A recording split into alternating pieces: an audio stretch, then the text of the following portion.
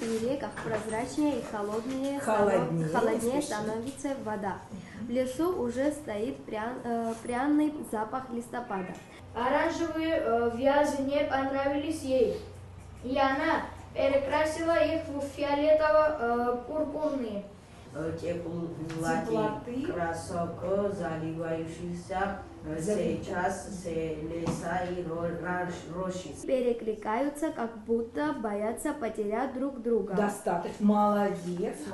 С ребятами из Галского района мы говорим о русском языке, погружаемся в текст, изучаем и цифровые возможности. Да? Мы работаем со словом, с метафорой, с рифмой. Я прошу каждого представиться и назвать свое главное качество. Я начну. Итак, я Любовь Викторовна, я веселая. А ты?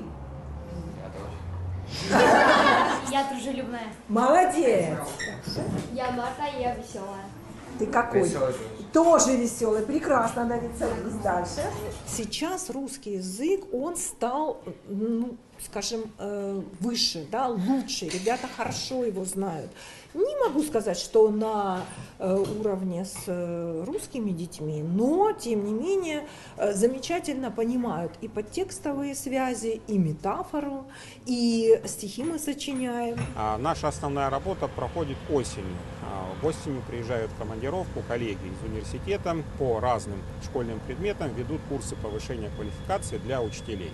Сначала это были курсы повышения квалификации для учителей русского языка, потому что изначально ставился вопрос о том, что здесь есть определенные сложности в изучении русского языка. Но опыт показал, что не все так плохо, да, и потом было принято решение, что продолжать квалификацию и коллег других направлений. Здесь были учителя математики, физики, учителя истории, и сейчас вот в этом году работают здесь учителя труда.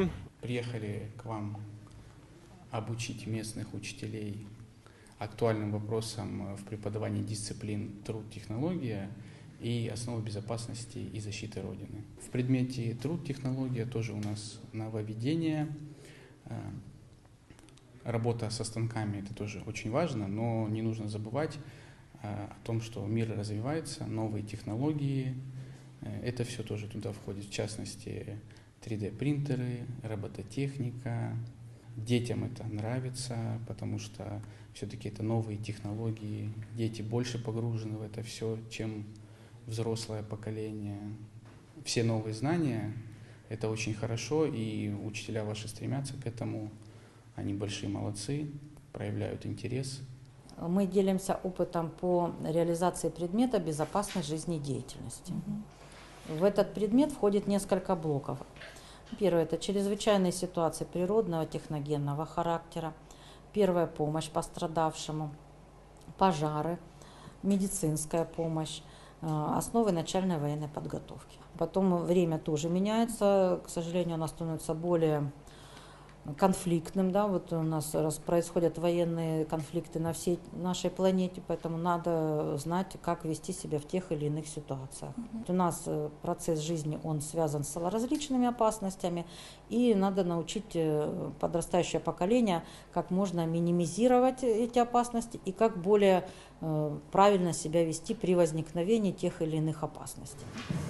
Продолжим наши занятия. Мы остановились с вами на модуле 2, и тема сегодняшнего занятия — это Google Диск, соответственно, Google Doc и Google Slides. Ежегодно приезжают порядка 10 человек, получается уже где-то человек 15-20 учителей приезжают. Сколько обучили, но с учетом этого года порядка 1000 человек.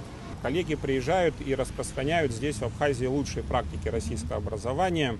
И многие вещи, которые они сюда приносят, они активно используются потом уже учителями Галского района в своей работе педагогической. Это оказалось очень полезным. Каждый вторник мы вот здесь собираемся, проходим курсы повышения квалификации.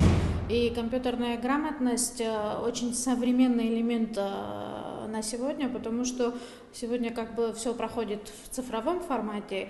И молодые учителя, которые были знакомы с компьютерной технологией, несмотря на то, что мы знакомы с ней, все равно много чего нового узнаем. В основном придерживаемся советской вот этой системы, но одновременно шагаем в ногу со временем, потому что детям, чтобы было более интересно, наглядно, мы пользуемся как раз интерактивной доской, проектором, фильмы различные показываем, и их это более наглядно, когда они это все видят, и им более интересно. В связи с тем, что в наши школы, в школы района завезли оборудование с России, это компьютеры, 3D-принтеры, интерактивные доски, у нас появилась возможность на практике изучать компьютерную грамотность, и эти уроки, конечно, являются несомненным подспорьем для более высокого уровня учителей в современном мире. Учителя, которые проходят наши курсы, они потом эту работу, эту учебу, они продолжают.